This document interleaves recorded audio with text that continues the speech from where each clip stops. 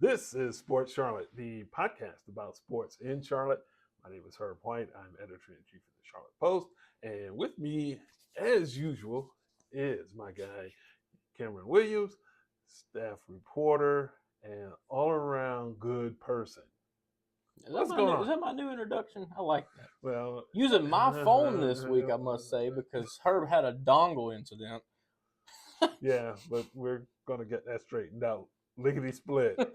He got a new phone and didn't realize stuff don't connect to the new iPhones because Apple likes to make money. But well, and they do that very well. But we're here to talk sports and not tech, unless it's something else. But anyway, it is Thursday, March 6th, 2025, and that can only mean, well, several things, but for the purposes of this program, it's close to ACC basketball time. It's March Madness. Yeah, that it is. And the ACC will be here next week at Spectrum Center. All kinds of folks will be here, and hopefully a good time will be had by all. So I take it you're excited for the ACC returning to Charlotte. Yeah, I mean, well, last time it was here, 2019? I mean, I was, a freshman in college.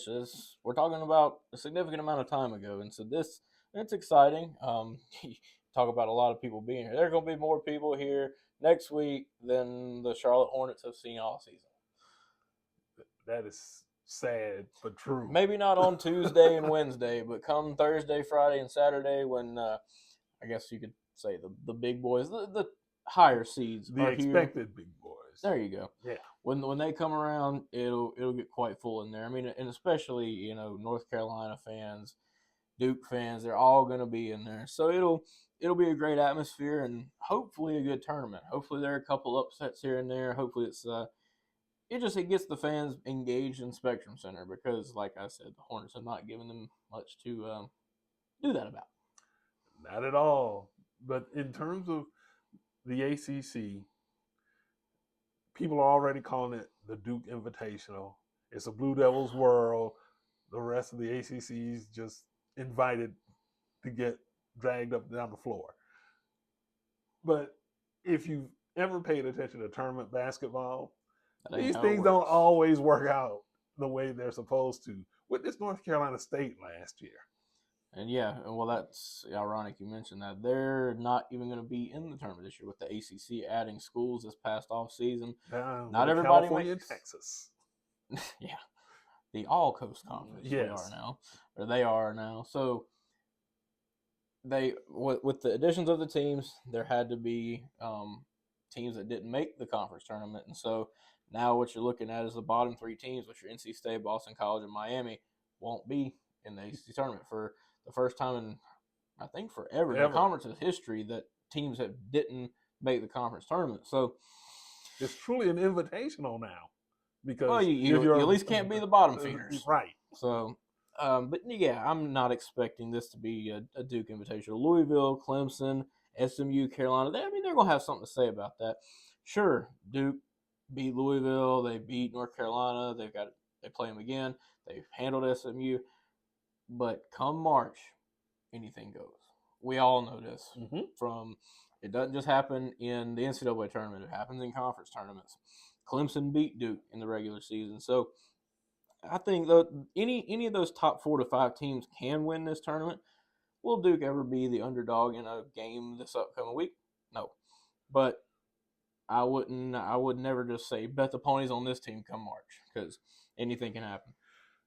You mentioned that there's 4 other teams aside from Duke that are capable of winning. I will argue there's probably not even that many who are capable of walking off with everything. Really? Yeah. What do you say? Louisville and Clemson. Okay, well, I mean, that's what most people are saying, the top 3. But listen, in Charlotte, even if it was in Greensboro, I'm never going to write Carolina off. It's just they how are it goes. Playing better these days. They're playing better as of the last, I'd say, 3.5-ish weeks. So never going to write them off.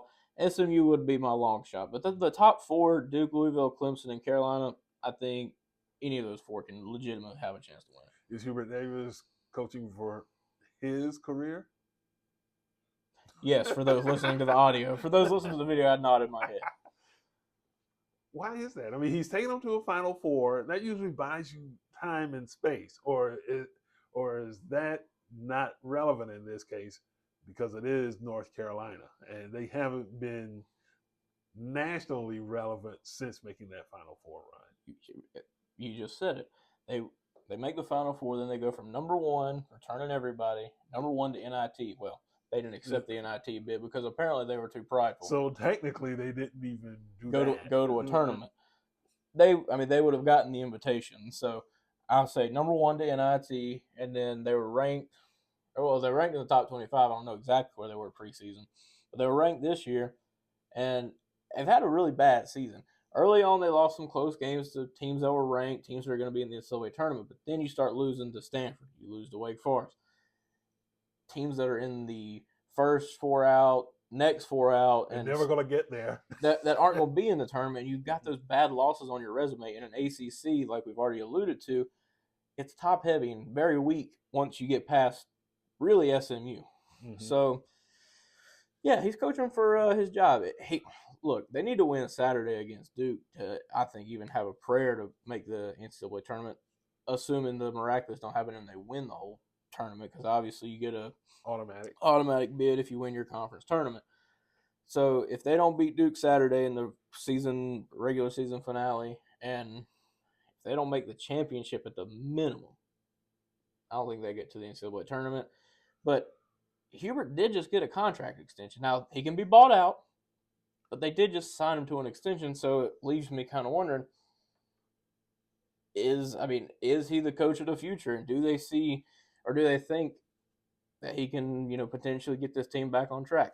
I don't tend to think so, and I know a lot of Carolina fans that tend to agree with me and want him out, so we'll see. Well, I would even dare say he may be coaching for his job, but I don't think he necessarily has to win the ACC to save it.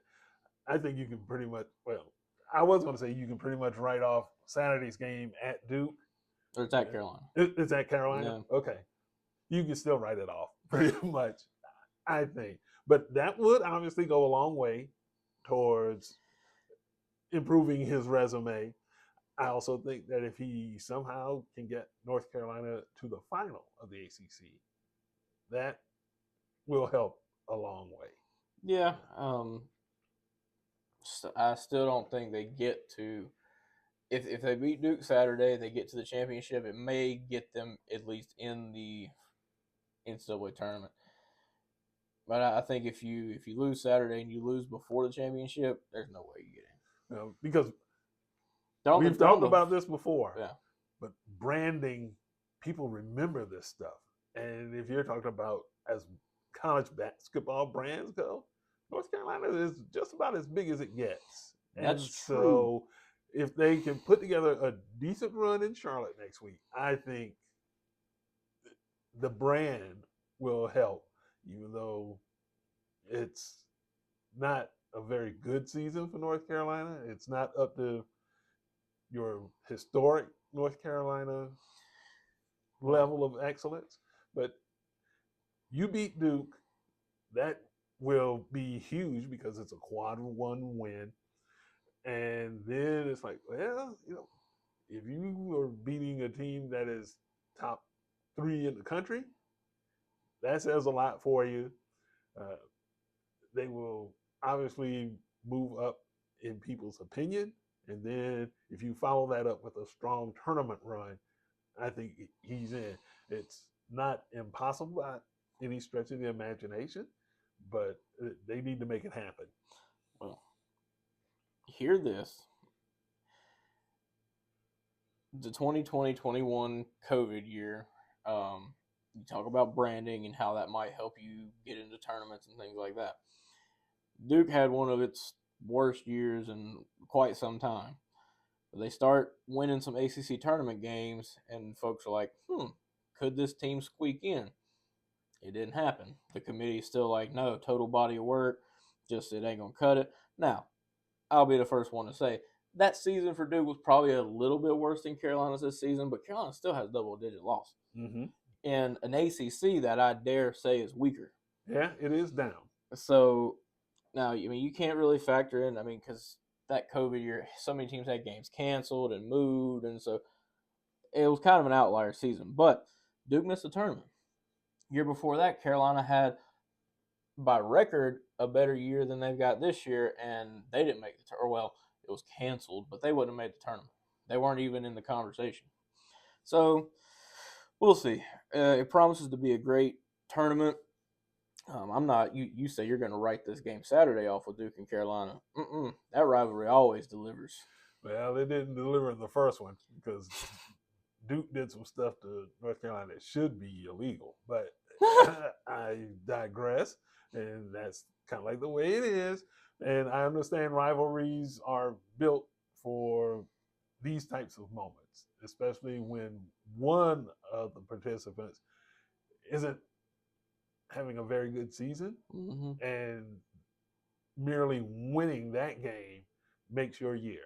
Well, I mean, you just said it. When one team not having a great year, 2020, perfect example. Before the world shut down, Carolina wasn't having that great of a year. It took Duke to overtime. I mean, yeah, Wendell Moore, Charlotte native, Charlotte local, hits a buzzer beater in overtime, but it shows you that rivalry can really produce. But basketball's next week. We got a little bit of football on Sunday. Let's talk about it, shall we? Yeah.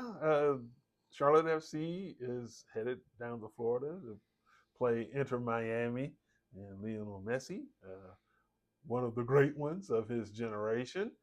And Charlotte FC has 4 points, a draw in their opener, and last week they beat Atlanta United 2-0. And they're looking, at least for the first two games, looking like they might have something to say about who gets to the top of the Eastern Conference in Major League Soccer. I was really interested in and impressed by Wilfried Zaha. Yeah. Who scored a goal in his debut. He missed the previous 6 days to be present at the birth of his daughter. Congratulations, Mom, Pop, and baby. Baby Zaha. Yes, she's doing quite well, according to Papa.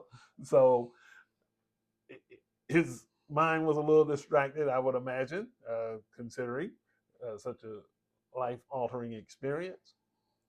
But put in a couple of days of training in Charlotte when he got back from the birth, and went out on the field and did Zaha kind of things. Balled out. Yeah. And what really grabbed my attention after he scored that second goal for Charlotte, people started standing up whenever this dude touched the ball because they were expecting magic. And I can't really recall seeing that on a consistent basis for any soccer athlete in Charlotte.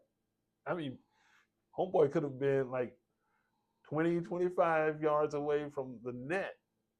Once the ball landed at his feet, people stood up. It's like, let's see some magic. And it was a really magical time. And based on that performance, of course, it's a small sample size, but based on that, it was money well spent by Charlotte FC because this dude, at least for one game, looked like the goodness knows truth. He did look good.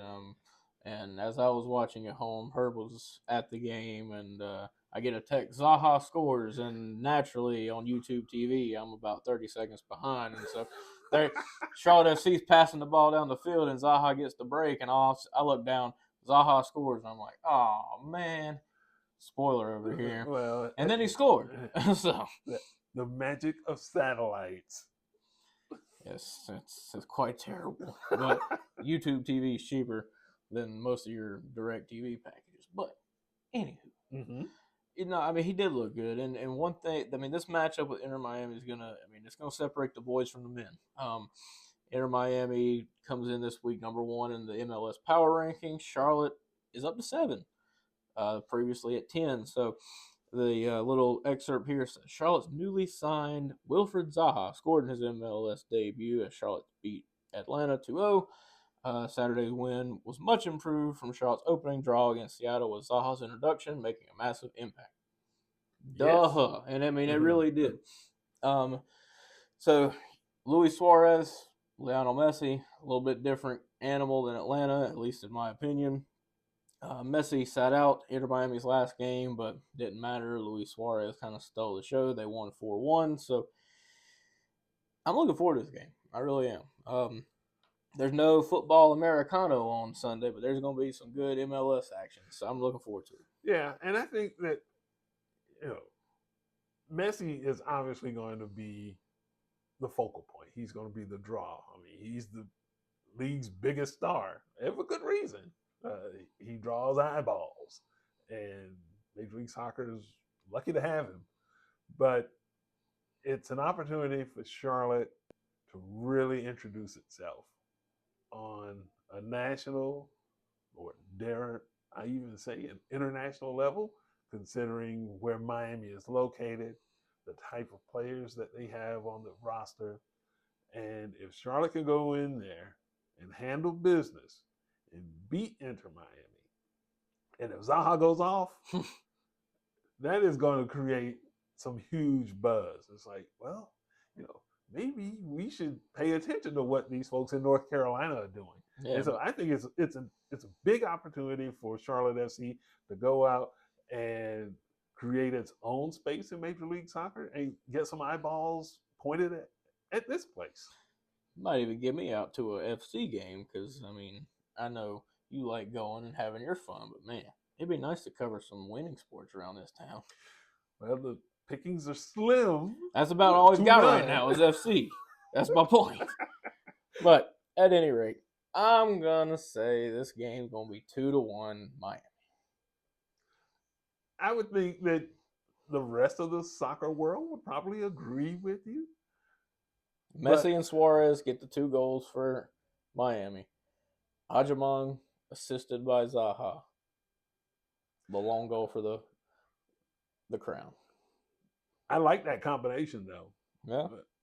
Ajamong and Zaha, that's a really good combination. And as they get to understand each other better, it's going to really improve as that team starts to mesh. Because anytime you're introducing a new player, the preseason or exhibitions or friendlies, as they like to call them in soccer, all that, even as Zaha said, all that's fine, but it's nothing like playing with something on the line.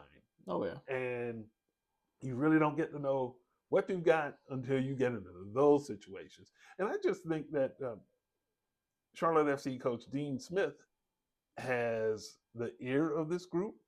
And I think that he is the one who has put this team in position to really make noise. You can have great players and all the other stuff that goes along with it. But as I have said before, it's one thing to draw up X's and O's. It's another to have the Jimmies and Joes. Yeah. And X's and O's, I think Dean Smith is a very good tactician, but I think he also has the right attitude that filters down to this team. And he's told them and told us as reporters, we just did what we were supposed to do, but we can do better. And I just think that's a great attitude to have and see where it leads this group this year. And if you've got a weapon like Zaha, then who knows? Well, I'm trying to find, for our fans that enjoy betting, let's see, the little bet that I said. So Inter Miami, Lionel Messi, Luis Suarez, and Patrick Ajamong to score. It's a plus 1263 parlay. $10 wins you $126.30. So if you want to take my betting advice, I'm just saying. Well, hey, you are working on picks, props, and parlays and punditry. Well, the punditry you got down to a science. points. So what's I got the parlays, I got the picks, the punditry. What's the fourth one that I lost? Prognosticator. Yeah, prognostication. Yeah. There it is. Well, nonetheless, I think it's going to be a good game, but I think Charlotte gets their first L. Well, 1-1 3 games in. Yeah. That's not terrible. If they could find a way to get this game 2-2 and get another draw, get another point out of it, I think that would be huge, just in the long MLS season. So it'll be a good game. Absolutely. But back to the hardwood for our fans that are suffering with me. Charlotte Hornets. Why are you suffering? I had to sit there and watch that junk too. But you're doing it from a journalistic and getting paid for it. But yeah. Hey, if you had 18,000 folks who were showing up and they got paid, they might not care either. Too, yeah. And they got free turkey sandwiches. Well, at this point, they may need to start handing out those free turkey sandwiches to keep folks interested. They charge the folks $15 for them jokers. Yeah, well, hey, purse first. 8 straight losses. Ouch. I wrote a column after Monday's game against the Warriors as the loss streak stood at 7. The team just looks out of sorts. LaMelo Ball said after they're kind of trying to find their rhythm and identity. I'm like, bro, it's March. That is long gone past the time to be figuring out an identity. They just have not looked cohesive, really in sync, really ever since the whole Mark Williams debacle where he got traded and it rescinded and now he's back trying to. I mean, you just played with the team. Why are they having to refigure out the chemistry? I don't know. I don't know what's going on with the team. Any ideas? It's just a bad team. Your best players, except for Miles Bridges, have been unavailable for stretches of the season. The bench didn't have enough depth to start with. Well, they still got terrible depth. And now, because of these injuries, you're playing those younger, less experienced people more. They're learning, and that depth, whatever it was, that's been cut into because people like Grant Williams are no longer around to help out. So between the injuries, the lack of depth, and everything else going on in terms of understanding concepts that the coaches are trying to bring to this group, it's terrible. This team has 3 centers that all want to play. Obviously, when healthy, Mark's your guy. But you signed Yusuf Nurkic at the time. You thought Mark Williams had been traded away, so I get there's that dynamic. But right now, you're back in the same boat you were when you had Diabate, Williams, and Richards. You still got 3 centers. You can't play them all, at least not the minutes they're asking for. Both Nurkic and Diabate played 12 against Minnesota. Neither were super productive. 6 points, 4 rebounds for Diabate, 5 boards, 2 points, but a -16 while he's on the floor for Nurkic. Get rid of one of them. Well, easier said than done now that it's March. I know now, but it's just like. But there is the off season, and trades can be made, and the other things that go along with that. But you're right. If you're talking about you had 3 centers 3 months ago, now you're back to 3, and it's hard to get into a rhythm when you're playing 12 minutes. Unless you are instant offense, it's difficult. And this team just doesn't seem to be doing anything on the defensive side of the ball either. They had 3 total steals. 1 was in garbage time against Minnesota. They had 2 blocks. We're talking about team stats. 1 block for Mark and 1 block for Diabate, and it's really terrible. And it was interesting to get some of the Golden State players, well, mainly just Steph Curry's remarks about Charlotte, because being a native, played at Charlotte Christian High School, played right down the street at Davidson. He has a unique perspective in that he wants the city to do well. He said he pulls for the Hornets, obviously not over Golden State. Yeah, but he's a Hornets fan. His dad played there, was a Hornets legend, so to speak. So there's a or there's a want and desire for him to see the Hornets do well, and he thinks the fan base and the city deserves that. But he didn't really give his expertise as to what needs to change. He said they got a new front office, they got new ownership, so things could be looking up for them. But I know it's the first season with the Charles Lee and the Rick Chenal, Gabe Plotkin experience, but it ain't been good, and it hasn't looked any different than what we've seen in the past 2 to 3 seasons. Really more than that, but definitely 2 to 3 seasons has been rough. Yeah, there's really no difference between this itineration and the Michael Jordan, Steve Clifford group that was there. I still say the Hornets are still suffering from kicking James Borrego to the curb. That's the curse of James Borrego. Because they were actually headed somewhere. That's about as bad as the curse of the great Bambino, it seems like.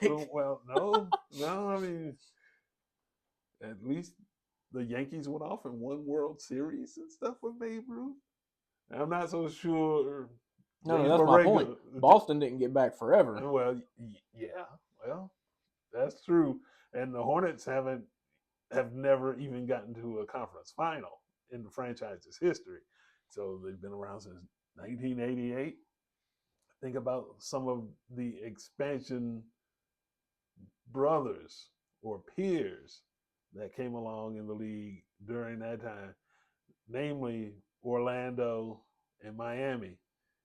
They've made conference finals, and Miami's even won the NBA title. So okay. Miami also had guys like Dwayne Wade and Toronto won. James. Yeah, and Toronto won a championship too. Kawhi Leonard. I understand that, but I'm just saying in that stretch of time since 1988, Orlando and Charlotte came in together, and then it was Miami, and then I guess the Grizzlies. Once they left Vancouver, right? Yeah, and so those are the last 4 or 5 teams to join the NBA, and all those teams in that group have accomplished stuff that the Hornets haven't even scratched the surface on. Well, and I'll say a good kind of comparison would be the Grizzlies, although because I think Charlotte has had similar skilled players to that of like a Gasol, but Toronto is one of them things. It's like you had Vince Carter, you had T-Mac, you had some good players come through Toronto. Kawhi Leonard too. Charlotte has never. I would dare say they had Grandmama. They had Zoe. They had Muggsy. None of them were Glenn Rice. None of them were Tracy McGrady, and none of them were Vince Carter. Well, that's true. I don't think none of them were as good as Kawhi Leonard. Kawhi Leonard in his prime, before he sustained a bunch of injuries back to back to back, Kawhi was a dog. People forget how good he was for Toronto for that little stretch he was there. It still is. It still is. But my point, though, is all of those teams, except for maybe the Grizzlies, all of those other teams have accomplished stuff. Hornets? Not so much. Not so much. Get out of the second round? Heck, this group, as it's currently constructed, would be delighted, I would imagine, just to make the playoffs. Oh, yeah. Well, one thing I think I put in that column, it's not mathematically impossible for them to still make the play-in, but they'd have to get on a winning streak and basically ride it out to the end of the year. Not with this group.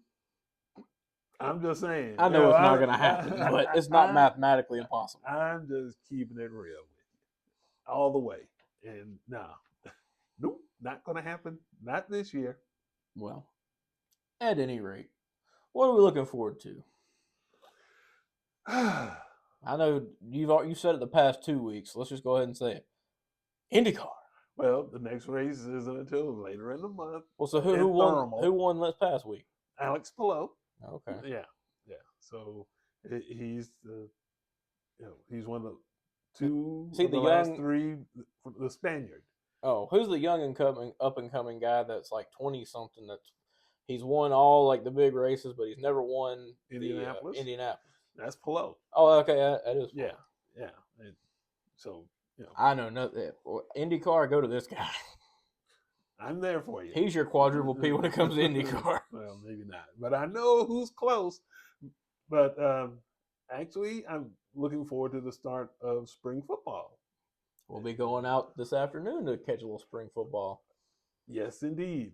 Over at Johnson C. Smith. And the Charlotte 49ers are going to get started pretty quickly, too. And I am looking forward to football of the American rules variety. So we'll see what happens. Yeah, I mean, that's a good point. I'm looking forward to some Charlotte 49ers spring football stuff. I'm looking forward to Johnson C. Smith spring football. But I'm looking forward to March Madness as a whole, conference tournaments. There's some conferences playing this week. The ACC women's are playing right now. This is the time of year as a college basketball fan you look forward to. I know in 2020 that was quite a depressing time whenever I come out of class and I'm like, ACC tournament canceled. 2 days later, NCAA tournament canceled. I'm like, what is going on? I mean, I was like, that was world upside down. It really was. I mean, as someone that you grow up and you watch March Madness every single year, that was something that was weird. So I'm looking forward to it. It's 2020 was a year that really made you not take things for granted. Well, every day should be like that, but true. But yeah, I mean, my point is like you think all these things that are just a part of your normal day to day that were taken away from you back then. Mm-hmm. I mean, going to school, clearly as a student at UNC Charlotte, I didn't get to go for an extended period of time. Going out to eat without a mask or going out to eat, period, for a certain stint of time. Going to church, just things like that. So this ain't a philosophical conversation, but appreciate the little things, all right? Appreciate the little things. Yes, indeed. So we appreciate having you along for the podcast. And if you would, go to our website, thecharlottepost.com, become a donor, subscriber, subscribe to our sports newsletter that comes out every Thursday, like today, and it has an overview of what we've been covering, what we're looking forward to, and all the other stuff that goes along with it. So, for everybody here in beautiful Derrida, I'm Herb. And I'm Cam. Thanks for watching and listening.